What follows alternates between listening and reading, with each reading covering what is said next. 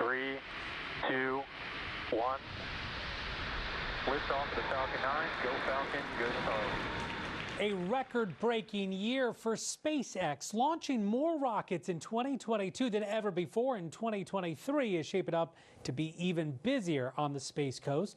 As we look forward to missions to the moon, even Mars, does Florida have the right stuff when it comes to education for a future in space and technology? Space industry careers, that is what we're talking about right now on In Focus.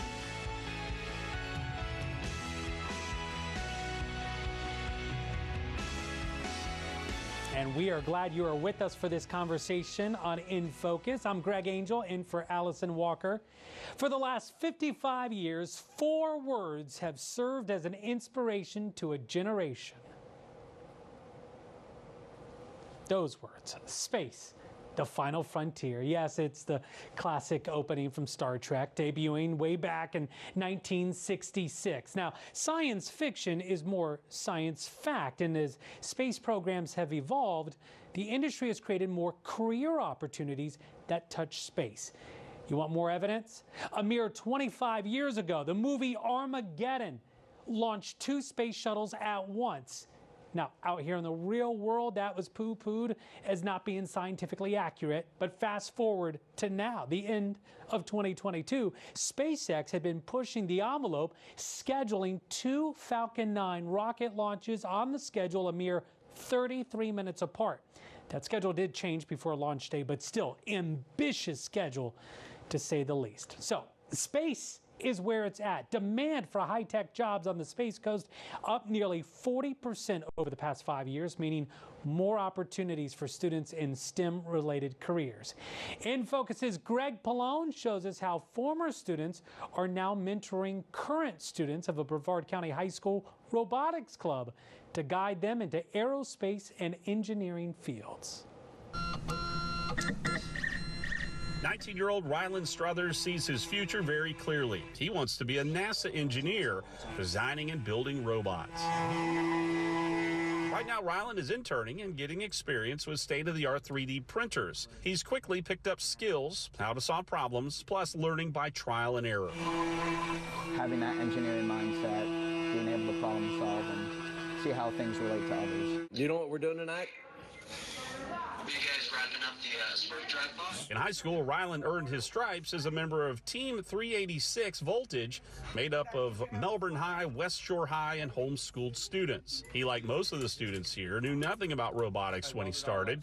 Oki Ballman is a retared engineer who's been mentoring the team for 25 years. He didn't know anything about wiring, and now he wired a whole robot himself. And then he put him on the path to where he wants to go. One motor, a whole gear system in here. Now the mentee is the mentor. Rylan works with the students to help them learn just like he did. Seeing the look in their eyes that I had when I was in their shoes it's just so rewarding, because seeing that I'm having a similar effect that the team had onto me, it's a good feeling. Building a future one wire at a time. In Melbourne, Greg Pallone, Spectrum News. By the way, Team 386 Voltage is competing in the Orlando Regional at UCF coming up in April, followed by the Tallahassee Regional with teams from around the world. So from a bigger perspective, is the state of Florida positioning ourselves to be the preeminent resource of space industry workers? Does STEM education provide that roadmap to success? And what else is needed by the next generation of space industry workers to push us through the 21st century and beyond that we can provide now? Our guests can talk all about that. Let's bring them in. We've got Congressman Michael Waltz from District 6, which is right along Florida's East Coast. Welcome back to the show. And our resident space expert here, Greg Pallone. Appreciate y'all being here. So let's begin here. Congressman Waltz, you just saw Greg's story. Here's a kid. He wants to work at NASA. He knows that is his life's calling. That's the first part of the equation, really, that career desire. It really has to be there. We have to first inspire kids to want to go into these fields. Yeah, that's right. And you were talking about the movie Armageddon, and another aspect that people didn't think was realistic then was landing on a meteor, but yet NASA literally just hit a meteor with a dart and was able to change its trajectory. So, in case that one day we ever have one barreling down on planet Earth, so many things that were once seen as science fiction are coming true, and you're right, it is about inspiring kids to want to get into these fields. I think it starts way before high school. In Edgewater, Florida, in my district, we have a STEM elementary school, Burns Elementary, where kids are getting their hands on additive 3D manufacturing, robotics, CAD design, and others, even in elementary school. And then the other piece is I've sponsored bipartisan legislation. We passed it out of the House to look to have a better understanding of why so few minorities and women are participating in these fields. We're due to be 1 million jobs short over the next decade in these fields. So, an additional focus on historically Black colleges and universities like Bethune-Cookman and Daytona and elsewhere is something we need. At the end of the day, even turning wrenches and getting hands-on. You don't need a 4-year liberal arts degree at the end of the day to be considered successful. Getting into these fields, whether you have a college degree or not, is something every kid should be attracted to. The industry badly needs workers and talent. And what's going on up there is so exciting, from private sector space stations to having the first man and woman on the moon in over 50 years within the next few years, to actually the Gateway program, which will be a space station circling the moon that could not only send things back and forth to the moon, but then launch humans to space beyond. It's a really exciting time. Florida is well positioned, but you're absolutely right in your focus to have the talent to be able to do these things. And it's really stunning, Congressman, when you think about it, too. I mean, a decade or so ago, when we're talking about the end of the shuttle program, and a lot of people thinking, is this the end of the Cape? And now the activity is so robust. But I also want to ask you, I mean, Alabama builds rockets. We've got launches in California, even in other places on the East Coast. Even states like Michigan are trying to figure out, how do they get into the aerospace game? How do they get into the space game as well? What does Florida need to do to remain on the forefront to be the first thought of space when it comes to space jobs? Well, the thing that Cape Canaveral has that's so unique is we have all of those new civilian components. There's even a company that's going to build a rocket through 3D printing. We have Blue Origin that's literally turning wrenches. They're manufacturing their rockets right there at the Cape, in addition to the launches. But the other thing that we have that no other place has the combination is the national security side of things. And often that is classified and not as publicized, but just as busy because the Russians and the Chinese know that our entire modern economy, modern day agriculture, real-time logistics, of course, telecommunications, is dependent on our constellations in space. But they also know that they can take them out through directed energy lasers, through cyber, through blinding them, actually even through killer satellites up in space. So defending our assets up there and being able to hold our adversaries at risk and almost kind of a migrating mutually assured destruction, you don't mess with ours and we won't mess with yours, is something the Space Force and our intelligence community is looking at hard. Nowhere has both of those in Florida, and nowhere else has the university, the talent, and the historic expertise that Florida has. And one of my jobs in Congress is to ensure that all of that is well known throughout the national security apparatus, and we continue to compete for headquarters, commands, and other types of resources. And, there's been the fight for, to have the new Space Force headquartered here and a lot of the work there. Greg Pallone, I mean, you live and breathe Brevard County and the Space Coast. You've seen a lot of changes over the years as you look at the workforce and the missions. Put into context some of the change that you've seen firsthand in the past decade and where we are today when it comes to workforce and missions and the life of the Space Coast. Tell you one thing, Greg, when NASA decided that the shuttle program was retiring in 2011, I had friends and family from all over the country say, Greg, are you going to have a job? What are you going to cover? NASA's going away. And I had to convince them and say, look, NASA is not going away. They're going a different way. They're going away. They're going a different way. They're going to go the commercial side of it. They're going to become a customer of these commercial companies. So it's going to be different. Of course, now they're building the Space Launch System, the Artemis program. They are back to that for moon exploration and even further than that. But they pretty much let these commercial companies like SpaceX, ULA. Now we have Blue Origin. The congressman mentioned the 3D rocket. That's Relativity. So all these companies that are kind of following the lead of SpaceX with these launches and employing a ton of people. You remember the layoffs that we saw from the contractors and also federal employees when the space shuttle program shut down, losing all those jobs in one fell swoop. A lot of people were saying, why did you guys not learn the lessons between the gap from Apollo to shuttle when we had all those layoffs too?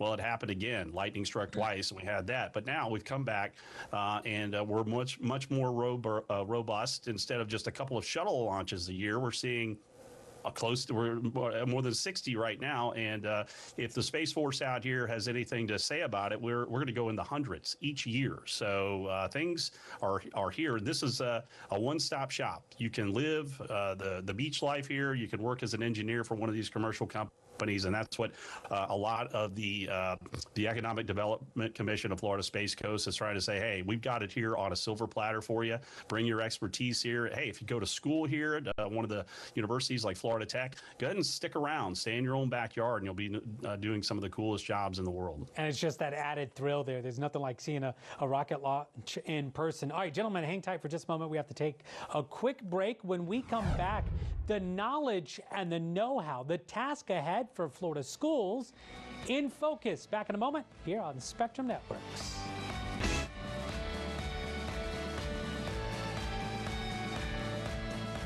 Spectrum News 13 is brought to you by Bears Furniture, the best brands at the lowest prices guaranteed in our local Bears showroom or online at bears.com.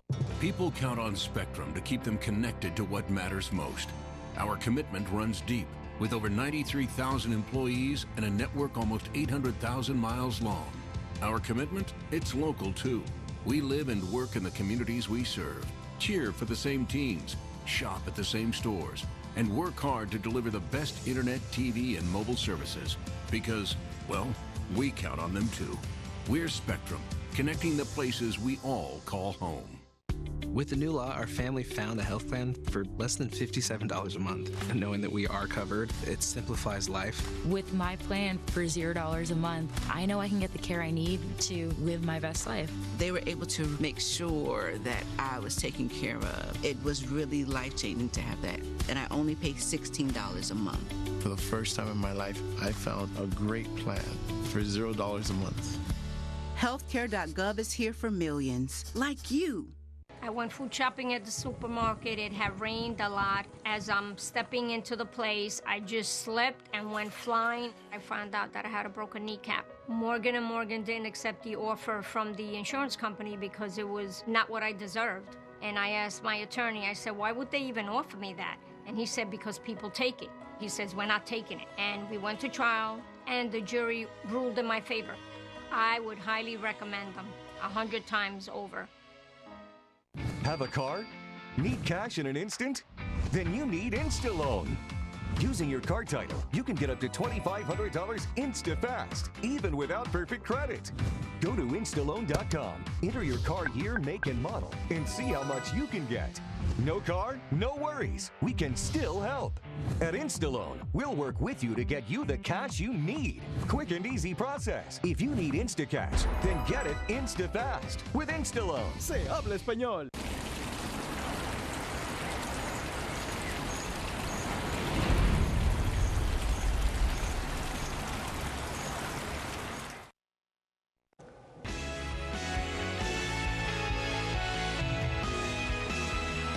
We are glad you're with us here on In Focus. We're talking about space industry careers with Congressman Michael Waltz and Spectrum News resident space expert Greg Pallone. So Greg, let's keep up the conversation here because we're talking about how critically important it is to invest in the next generation.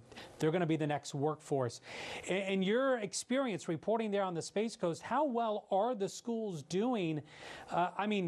Elementary school kids are already talking about foreign languages and things like that.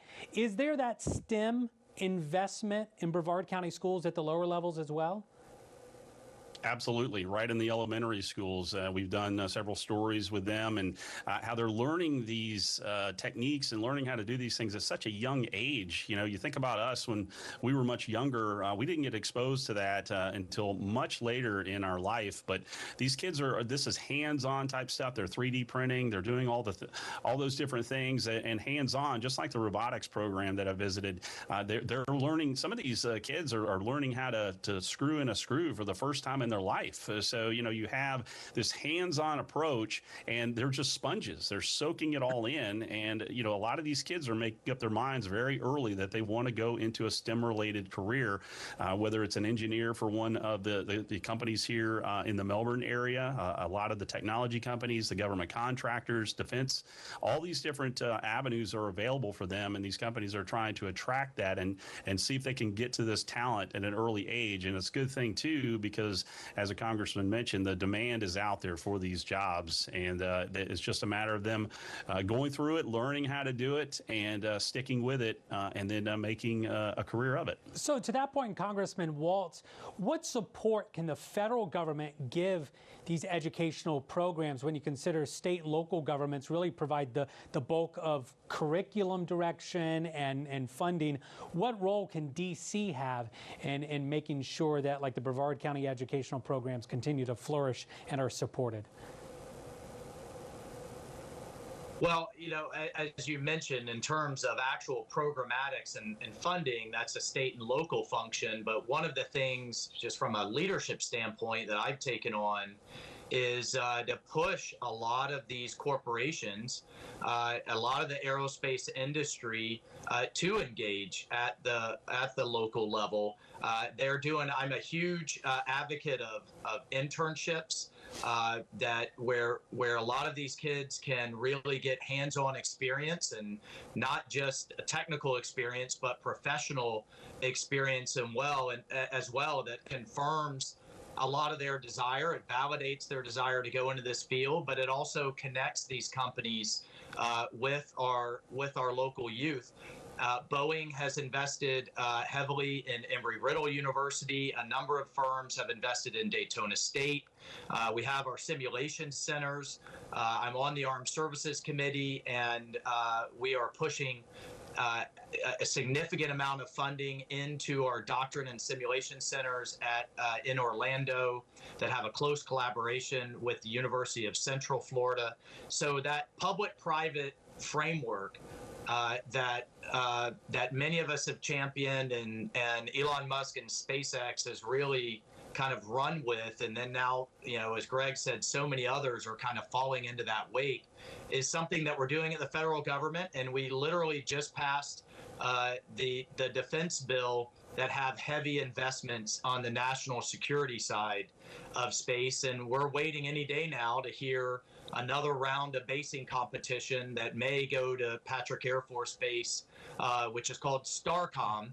That would be basically the human and the doctrine and the simulations aspect of the Space Force that Florida has been, Patrick Space Force Base has been competitive for.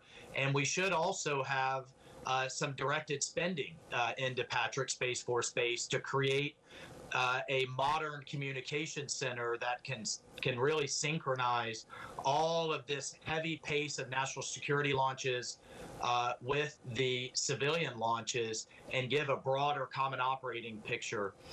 And final thing after that is what we're calling alternative or tactically responsive space.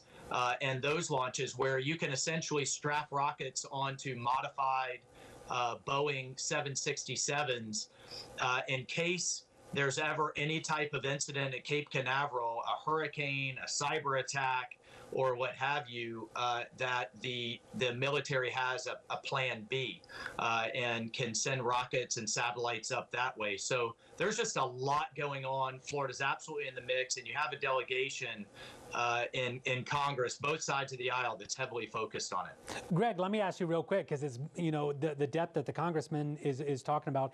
Every industry has changed so dramatically.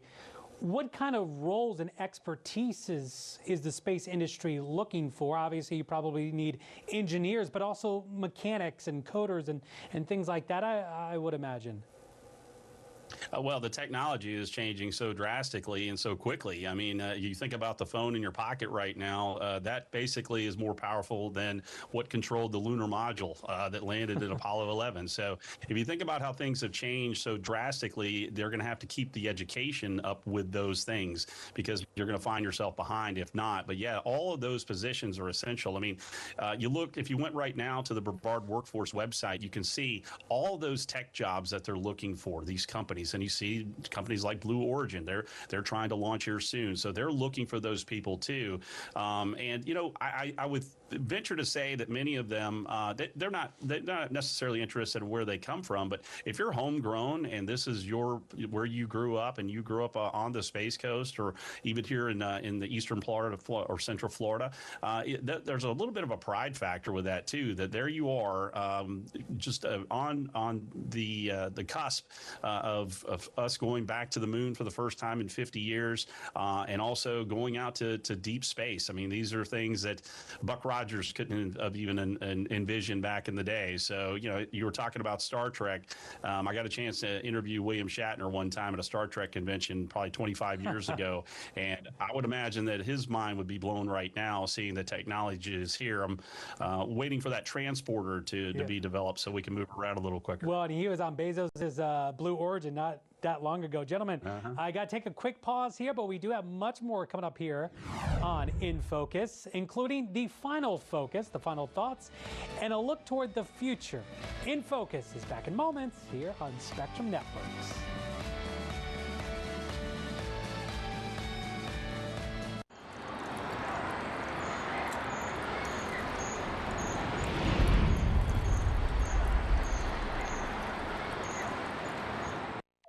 Spectrum 13 is committed to helping today's students become tomorrow's scientists through Project Weather. Congratulations to the 2022 scholarship winners for their dedication and achievement. We are now accepting applications for the 2023 Project Weather scholarships. If you're a high school senior who excels in science, head to our website to find out how to apply.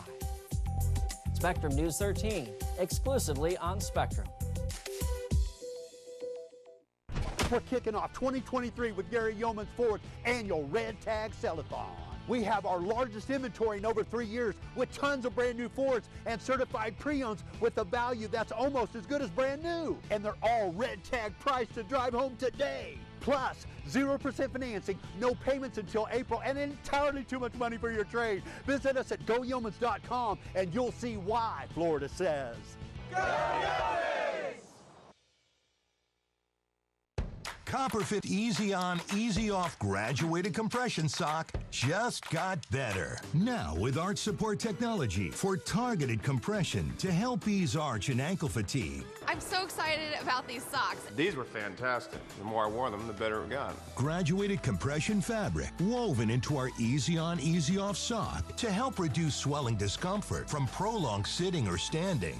When I put the compression socks on, I've never felt anything like it before. It's very exciting to wear something and then see that it really made a difference. I don't understand why all socks aren't like this. The most comfortable, energizing compression sock you will ever wear. Guaranteed or your money back. Get yours now at GetEnergySocks.com or call 1-800-974-0455. Order right now, and we'll include a second pair of compression socks free. I can never go back to regular compression socks again. Copperfit. Feel the fit.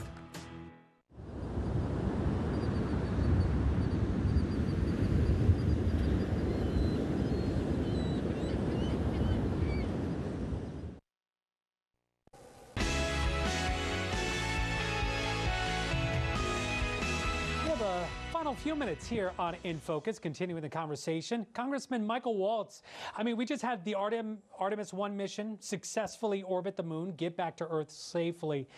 From that perspective, would you say we are on track for getting humans back to the moon and eventually onto Mars? Because it is years in the making here.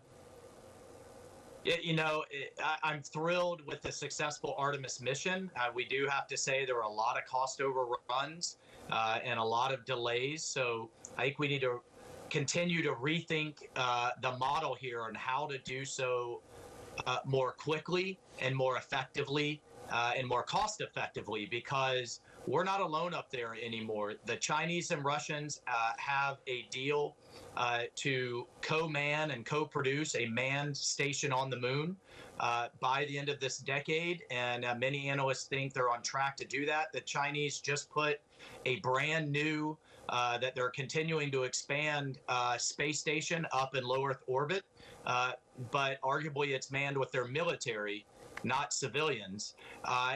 You know, even beyond the kind of great power competition, the United Arab Emirates even are sending an unmanned rover to the moon. They also just sent one to Mars. So I have an old saying that you can't be number one on Earth if you're number two in space. It is the ultimate high ground, and economically it is the future between you know, medicine and research, what we can do in manufacturing and zero gravity. It is really exciting, but incredibly competitive, and the United States has to be able to compete, and Florida will be at the tip of the spear of that competition. And Greg, with about the 15 seconds we have left, is there that same confidence you're seeing on the ground at the Cape?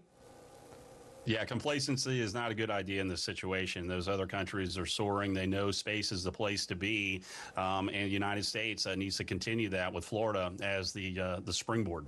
Spectrum News space reporter Greg Pallone and Congressman Michael Waltz, thank you very much for taking part in the conversation. Really appreciate your time. Thank you very much. And you at home, thank you for joining us. I'm Greg Angel, in for Allison Walker. We'll see you next week right here on In Focus.